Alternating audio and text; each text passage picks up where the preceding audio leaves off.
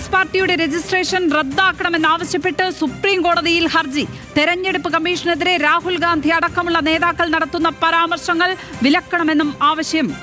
അഖില ഭാരത ഹിന്ദു മഹാസഭയുടെ മുൻ അധ്യക്ഷൻ സതീഷ് കുമാർ അഗർവാളാണ് ഹർജി സമർപ്പിച്ചത്.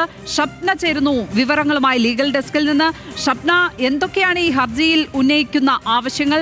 തെരഞ്ഞെടുപ്പ് കമ്മീഷനെതിരെ അടുത്തിടെ ഉന്നയിച്ച ആരോപണങ്ങൾ, പുറത്തേക്ക് കൊണ്ടുവന്ന തെളിവുകൾ, പരാതികൾ, ഇതൊക്കെയാണോ ഈ ഒരു ഹർജിയിലേക്ക് പ്രേരിപ്പിച്ചത്?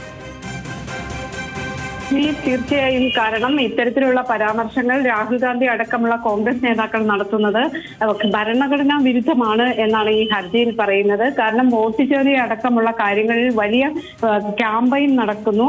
അത് ഒരു പ്രത്യേക അജണ്ടയാക്കിയെടുത്ത് കോൺഗ്രസ് പാർട്ടി ക്യാമ്പയിൻ നടത്തുകയാണ്. തെരഞ്ഞെടുപ്പ് കമ്മീഷനെതിരെ നിലപാട് സ്വീകരിക്കുന്നു, അല്ലെങ്കിൽ അത്തരത്തിലുള്ള പരാമർശങ്ങൾ നടത്തുന്നു.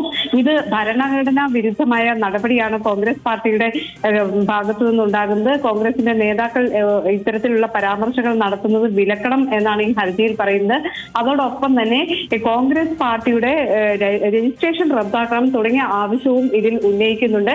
ഏതായാലും കോടതിയിൽ ഇത്തരത്തിലൊരു ഹർജി കോടതിയുടെ പരിഗണനയിൽ എത്തിയിട്ടില്ല. പൊതുതാൽപര്യ ഹർജി ഫയൽ ചെയ്തിട്ടേ ഉള്ളൂ. കോടതി ഇനി എന്ത് സമീപനം സ്വീകരിക്കും എന്ന് അടുത്ത ദിവസങ്ങളിൽ നമുക്കറിയാൻ പറ്റും. ഷപ്നയാണ് വിവരങ്ങൾ പങ്കുവച്ചത് ലീഗൽ ഡെസ്കിൽ നിന്ന്.